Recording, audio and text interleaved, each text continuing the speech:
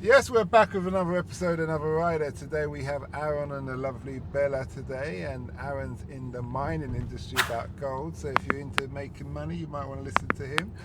And Bella is selling you a Jeep, so once you found the gold and you bought it from Aaron, you can buy a Jeep of Bella. So nice to have you here today. Oh, thank you for having us. It's lovely. Honestly, this is a different experience than what you can expect from catching an Uber. This is, good fun for me. That's good. So tell us, how did you two meet? We met probably close to 6 years ago when she was 16, I was 17, and we were both working at the checkout at a local grocery store in Australia called IGA. Okay. And one day she turned around to me. I had a customer that had like 2 trolleys worth of shopping, and she was working at the register behind me. She turned around and said, "Would you like me to pack your bags?" And well, it's 6 years down the track now, and So wait a minute, you were working at the same place? yes. And she said, Bella said, do you want to know to pack your bags? But you're both working in the same place. No, it's because I had a customer that had 2 trolleys full of groceries. Okay. So while I was scanning it, she was putting it through and packing all the bags for so me. she said that to the customer, not to you. No, it was said to me, but she basically offered to pack the bags for me, so I could scan all the food through for them. Oh, all right, yeah, go on. Man, 6 years down the track now, I'm packing her bags, you know. What was your first impression when you met each other? What went through your mind? Oh, looked a lot different. she looked a lot different than she does now. I was thinking, who's this girl? What does she want to pack my bags for me? And I guess she wore me down a little bit, and now look at us, we're in London together. Okay, that's good. So it's your first time to London? Yes, it is. It's a very crazy experience. And how long you been here for so far? We arrived yesterday morning. We landed at Heathrow at just after 6 in the morning. Walked around a little bit, passed out because we were absolutely dead to the world. Yeah, it's that 24-hour flight, isn't it? Yeah, so it was 5.5 hours from Perth to Singapore, and then 14 from Singapore to Heathrow. So how long are you here for then? Till Friday. We're in London till Friday, and then we go down to Rugby to go see some family of mine. Oh, so your descendants are English then? Yes. Okay. All right. And the same with you, Bella? No, all of my family's from Australia. Yeah, but before, your descendants before, Oh, your heritage. I don't know. I think we're Dutch. I'm pretty sure we're Dutch. Okay. Yeah. All right, I hear you. Mm-hmm. So you left. What kind of people were you in when you were in school? That's a great question. Here, I'll let you go first.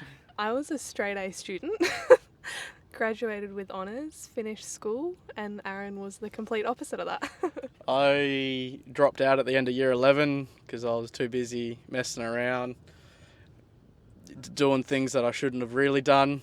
Went to something in Australia called TAFE, which is where all the idiots go. All the people that can't sit still in class, that's where you go to TAFE instead. I went and worked on cars for 3 or 4 years. Worked in dealership for a little bit and said, nah, I'm going to go mines and go make some real money. Okay. So when you say year 11, what age is that you left? That is 16 going on 17. Okay, so you didn't bother go to higher education. What strikes my mind is you said Bella looks different from how she used to look. Well, she's in the nicest way possible, I guess you could say. She was a lot heavier. She was a lot chubbier than she is now, and she's lost a tremendous amount of weight. And she's what is it? All the cool kids say she had a glow up. I had a glow up. Yep. She had a glow up. Okay. Got a heap of tattoos and now looks dead sexy. Okay, well that's interesting. So the mining business. Why mining? Because it's the easiest way for an Australian to make over $100,000 a year. Yeah. Yeah, so entry level, like starting out at the bottom of the ladder, you'll make anywhere from $110,000 to $130,000 a year, which is in Australian, which would be £60,000 here. Yeah, about 70,000 pounds. Okay. Yeah, depending on what roster you do. So myself, I do 2 weeks at work, 1 week home, which I find to be quite good. A lot of people can't handle the 2-in-1. They think it's too much time at work, but they got to realise, like we're young. So as you get older, you might change. Yes. From that, you get children and all the rest of it. Yeah. So for me, that would be when I would want to go onto an even time roster, which is what they call it. So it'd be like a week on, week off, or 2 and 2, 2 weeks on, 2 weeks off. Do you currently live together now? Yes, we do. Yeah. So how long you been in the mining game? Close to 2 years now. Close to 2 years. Yeah, coming up 18, 19 months. Is there different... How long was it before you were very competent in the mining? Oh, it would... If you're a greenie, which is what we call the new starters, if you're a green starter, it will take anywhere from 3 to 6 months until you get an idea of what's going on around you and build up a bit of confidence to actually jump on the radio and say, hey, that's not right, or hey, I need you to go do this, instead of just letting things pass around you. For me, at least, every time I've been with a greenie, you're hounding into them what safety is and what line you can walk if there's something not quite right. Then you go, all right, well, if it's like this, maybe you should do it like that, opposed to just letting things slide. That's how people get hurt. That's how people die. Like my mine site, we've had 3 people die in the 10 years it's been running. The most recent was about 4 years ago, I think. How many injuries, though? Is it injuries common? Oh, yeah. Once or twice a week. Someone will get hurt. What kind of injuries? Limbs lost or trapped? The most recent one happened just before I got to the site that I'm at now. It was someone was underground. He was doing something called scaling, which is with a big metal bar. They use it to hit the wall and remove any excess loose rock. They were scaling, and he's pushed out a rock about... it was probably about at his shoulder length, and it caused a bit of a chain reaction where all the rocks kept falling down. Kind of Yeah, almost like an avalanche, and... good driver, eh? It's not good. That's reckless. He's driving like that. Imagine I didn't see him coming on my right. Too busy talking. And basically, so a bit of an avalanche of rock came down, and the rock that was at the top was quite sharp. That came down and punctured his left forearm, and he's currently still on workers' compensation. Like he nearly lost his arm. If it wasn't for the quick action of the people around him, he would probably have little to no. So it's severed into the main artery. Yeah. So it's gushing blood. So they put a tourniquet on. So one of the boys here was used something called a jumbo strap, which is close to like a tourniquet. They use them on machines and whatnot to hold pipes and oil rigs together. And they put that on his arm to stop the bleeding. Shot him straight back up onto the surface, and he actually got Royal Flying doctored. So it's like a thing in Australia where these doctors are constantly flying, and they came down, picked him up, and took him straight to a major hospital. It was a very scary moment for a lot of people there, because a lot of people get caught off guard with it. They think, oh no, I'm fine, I'll be okay, and then in a millisecond someone could be dying. So that's the positive thing about that, is that everybody starts to re-examine how they're working. Yes, yeah, and they definitely. start to be very careful. So because of the upper management, they're able to work out what happened and what went wrong, and they put new policies in place to avoid it from happening again, which sometimes is a bit of a piss take. Sometimes they take it too far and it just makes production take longer, but for the most part they are there to keep us going home and not dying. So keep Bella happy. That's it, and you don't want to see Bella unhappy. She beats me. So whereabouts is this mine? So it is about 1,200 kilometres northeast of Perth. I don't know what that would be in miles. It's pretty well dead centre in the middle of Western Australia on the average day. Obviously you've got 2 years work experience. I met this other Australian guy, and he's a miner. Yep. He works in London. Oh, really? And we've got not a mine, it's a tunnel. Obviously it's the same kind of thing in the sense of tunneling. And he works building a tunnel underneath the Thames. It's a sewer tunnel. Wow. So it's going like 33 kilometre long. Yeah, wow. And he earns a lot of money. Yeah, you would be for that, because the risk there would be a lot higher. being under a body of water, and whatever mines regulation they have here in the United Kingdom would be different than in Australia. Yeah, no, that would be a completely different experience than what I'm used to. Yeah. It'd be very, very hot down there because the water would make it extremely humid. Oh, is it? Okay, Yeah. I never thought of that. Yeah, when there's a lot of water present, it increases the humidity, or what we call wet bulb, and that would be pretty... I bet he was a very fit-looking bloke, wasn't he? Because Yeah, he'd be constantly sweating. Yeah, that's a good point. Yeah, he was in shape. From what I remember, he's slim, but he was like, you could see he's like 5% body fat. Yeah. Tone thing. You know the big worm tunnel machines? Yep. He's working one of those. Yeah, he makes big dosh. He's in an Australian dollar, he'd probably be on anywhere from 150 to 250k a year. Yeah, I think he said he's on 150,000 Yeah, pounds. wow. 150,000 pounds. Yes, he works in England. Wow. Maybe it's just something you want to look into. Hell with yeah. Bella's permission. Yeah. Well, we were talking about it just before, and she was like, as long as you keep bringing the money in, it's all good. As a young couple would have, we got dreams, we got things we want to achieve before we have kids and all that, and money makes it happen. Yeah, I hear you. So, what was the training course like for the mines? All of it, a good 90% of it is on the job training. When you do online inductions, which is just annoying, as well as physical induction that you do at like the head offices, where they talk about safety this, safety that, give you a basic rundown of what you'll need, and you get, like I said, 90% of the training when you get there.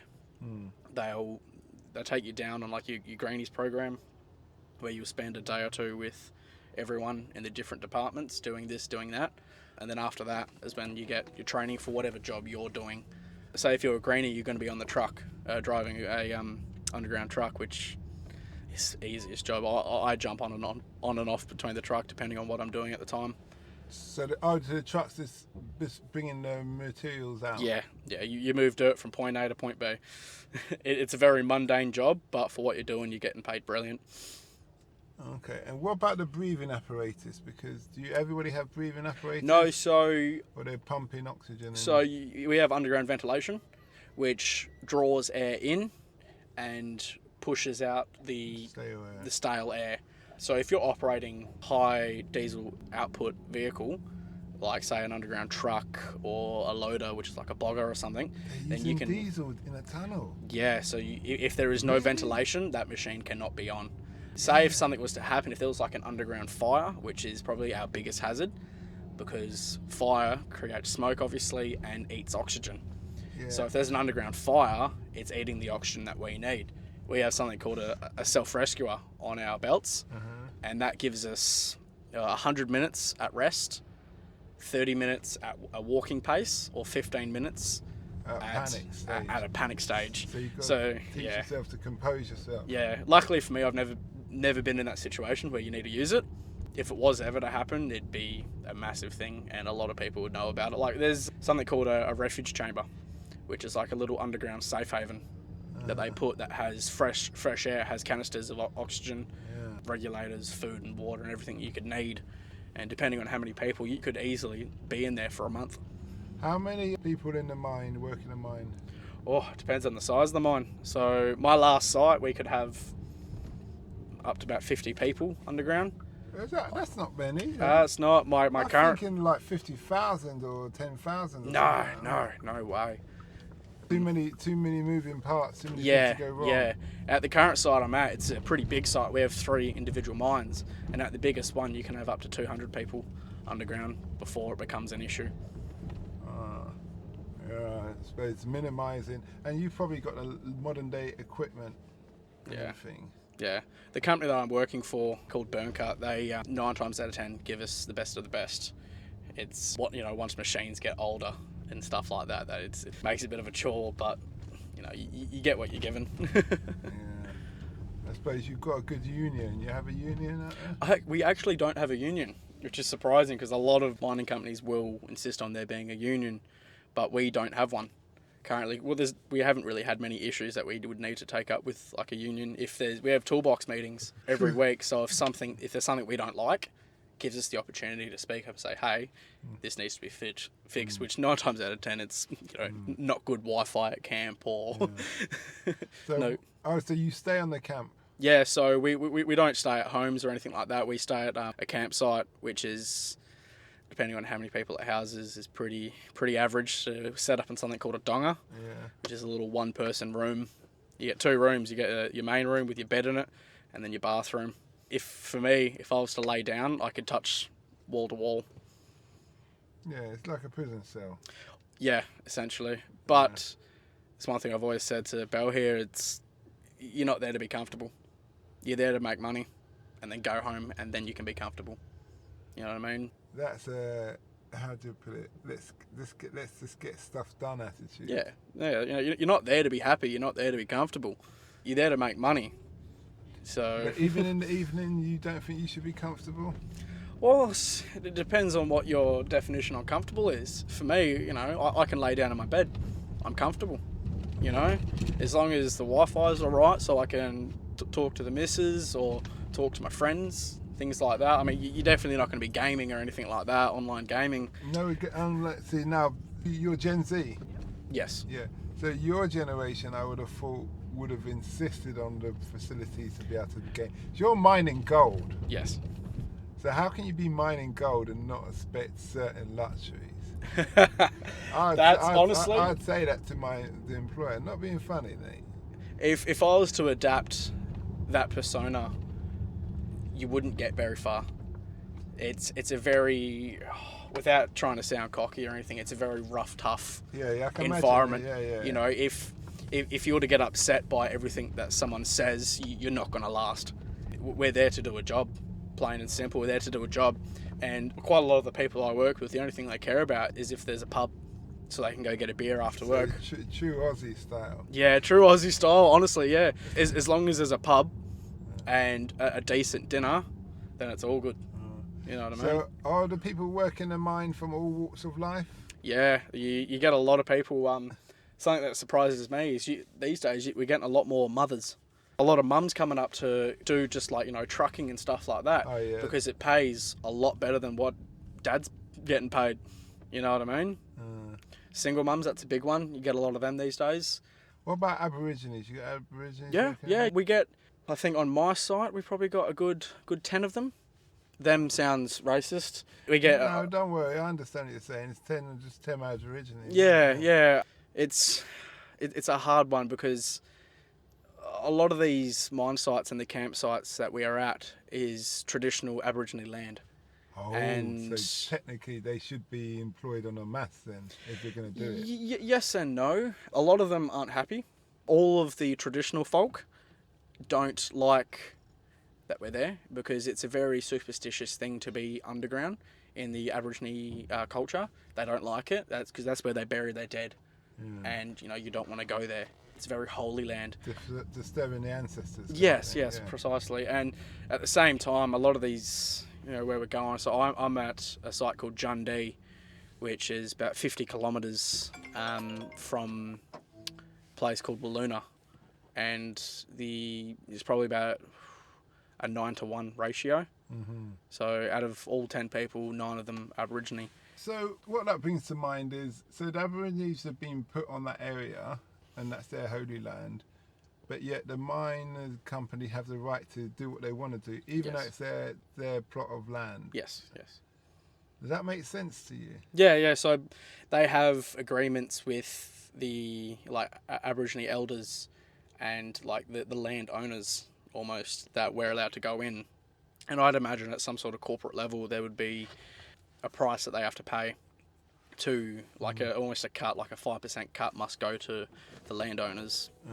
Well, I wouldn't call it landowners, probably land representatives. I'd say it's kind of sad though because a lot of the indigenous folk that we have there really abuse the substances around them. Like the alcohol? Not just alcohol. So Walloona, the closest town to us, is a dry town, so that means there is no pubs, no bottle shops or anything like that. And because they can't get it, they get their hands on whatever else they can get, like paint. Really? Is a big one. Anything aerosol. Petrol. Yeah.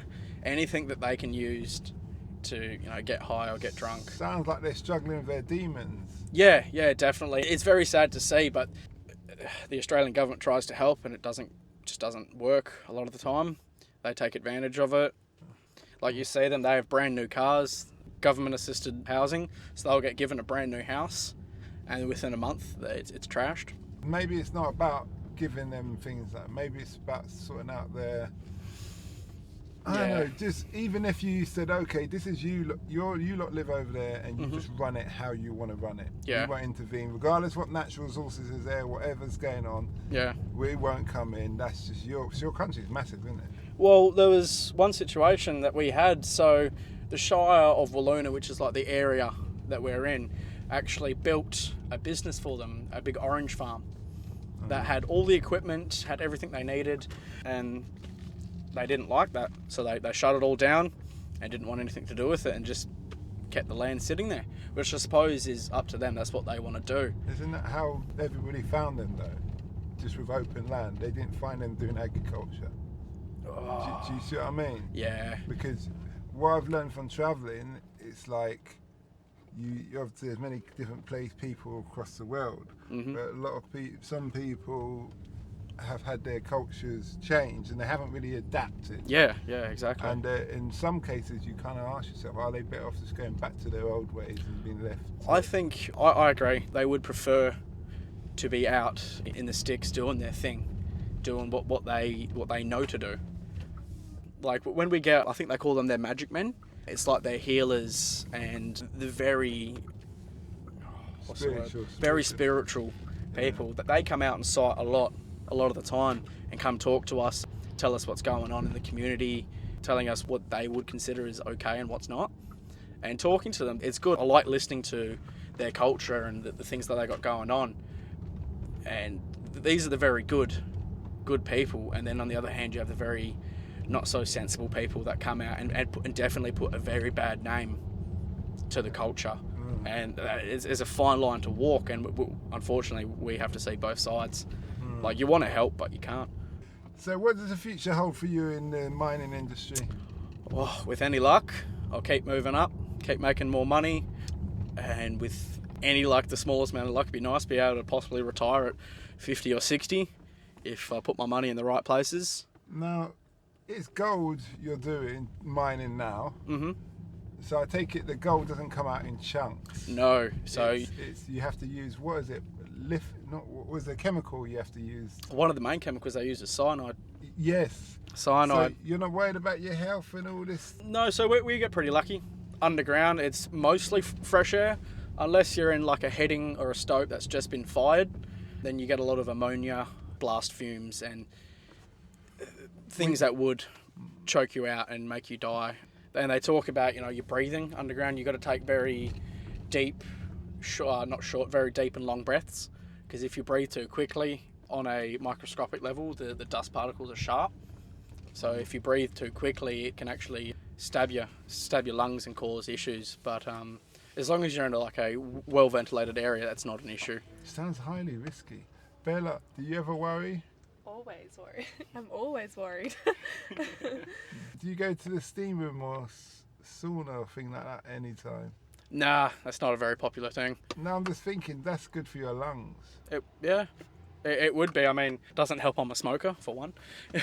So, a bit of underground fumes isn't the biggest of my worries. Making sure I come out in one piece.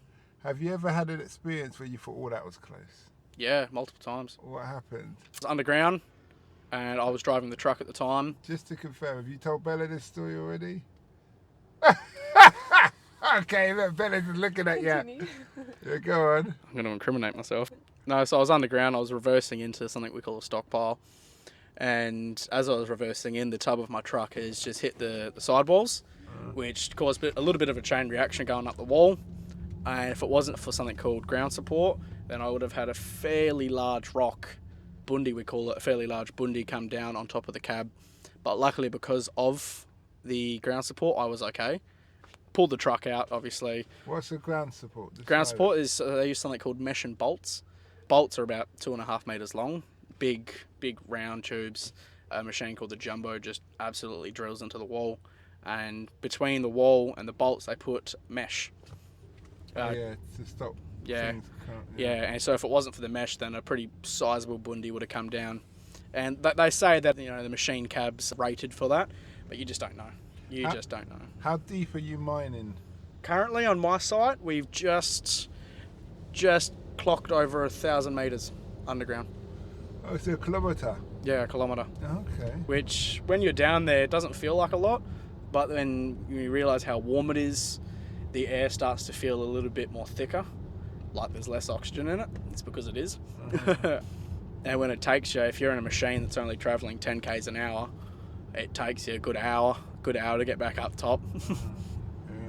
Has there ever been a panic situation where everybody just running, it's every man for themselves? No. That never happens. It's a massive no. Don't panic. Never panic. Okay. You say that. It's you like, say that. yeah, obviously it's easier said than done, it's but they say, this is not a drill. This is not a drill. like they have drill scenarios. That way, in the situation where it's not a drill, then we know what to do. Yeah. You just see cool Bob, cucumber, 1 minute you're all Bob's good. is bolted. You don't need to tell me nothing, Bob. I'm right behind you. I'm passing you. Yeah. Nah, well, because there has been situations previously in Australia where, well, there was a very famous one in Bakersfield in the eastern states. Is that where Bakersfield is? I don't know. And there was 2 blokes stuck underground inside a cage for about 2 weeks. And there was probably 2 weeks stuck underground. They put food reserves and things there. No, so they weren't in a refuge chamber or anything like that. They were in a machine called an IT, and an IT can carry a basket, like a working platform, so they can be moved up higher up above the ground and whatnot. And something had happened. Jesus Christ, what a cockhead. God, something. Yeah, so something happened underground. I'm not entirely sure on the specifics, but the IT rolled and there was a bunch of ground failure. So rocks have come down from everywhere. The machine rolled. The person that was controlling, operating the IT died, and the 2 blokes that were in the basket were trapped underground for about 2 weeks, and that they could hear all the rescue teams coming, trying to get them, just from all the controlled explosions, trying to move all the rock out of the way. I remember seeing a little interview. They talked about how... So they rescued them then? Yeah, they came out alive. If you got time, Google it on YouTube, the Bakersfield Miners. Bakersfield Miners. Yeah, it'll come up and it'll talk about it. Like, it's... So many people talk about how they're not worried that it'll ever happen, but everyone is. At some point in your career you'll hear or you'll experience something. It's a slow way to go as well, isn't it? It would be. Yeah, you'd wish for death, I feel like. Do you, talking about death, do you ever sense their spirits or anything, things like that? Oh, hell yeah, man. So my last mine site was the oldest mine site in Australia. It was over 150 years old. And sometimes when you're closer down towards the bottom or at some of their old workings, so it's the middle of night shift, it's like 2 o'clock in the morning. Call me an idiot or superstitious, but you hear some shit. You hear and you feel stuff. Like, I've been that tired, I feel like I've seen machines, like an old style loader or something like that. And I go ask someone about it and they're like, what are you talking about? And I'm like, yeah, what? Or there's stories of people seeing other people inside refuge chambers when there's no one there. People seeing faces. In saying that though, I've had it myself where you feel like you've just seen a face, but you're just tired. And your mind does some pretty crazy things when you're overtired. Would you put it down to being tired then? Sometimes, yes. A good 80% of the time, yes. The other 20%, it really makes you question what is going on. But that's just for me at least. Some people have a different point of view. Like, I'm a believer in that. There's definitely some spirits out there. Everyone's seen some pretty sketchy stuff, but it's, yeah, I don't know, man. You have to be there to understand it. Alright, that's very, very interesting lifestyle. If you could mine any place in the world, Africa. it'd be Africa. Why Africa? The money. So with the company I'm with, if you were to work over in one of the offshore or overseas mine sites, you pay basically doubles. So if you were to go working out there on like a bogger or a jumbo or something like that, which are 2 different machines, you will make anywhere from $300,000 to $400,000 a year. Which there's a reason they pay you that much.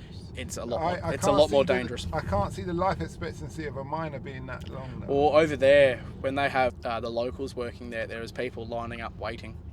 So when someone dies or they get hurt too badly to come back to work, there's someone there to replace them. Yeah. But that's why these people get paid incredible, and it's a very long swing. I'm talking like 8 and 6, so 8 weeks on, 6 weeks off. 8 weeks on. 8 weeks. You're looking at 2 months on site.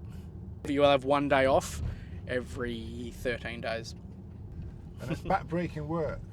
Sometimes, yes, depending on what you're doing. Yeah. As you move up the line, it gets less physical. Like if you're a shift boss or something, you're just cruising around in a ute all day, yelling at people, calling people idiots. Okay, well, thanks a lot for that. No, thank you. I appreciate what you informed us. Sorry, Bella, I did want to talk to you about being That's a okay. Jeep seller, but the gold idea just supersedes It's okay. the My Jeep. job's not very interesting compared to that. Yeah. I just look at numbers all day. But, okay, well, thanks a lot for that, and we wish you well. Thank you, man. Appreciate it. We hope that episode enhanced your life.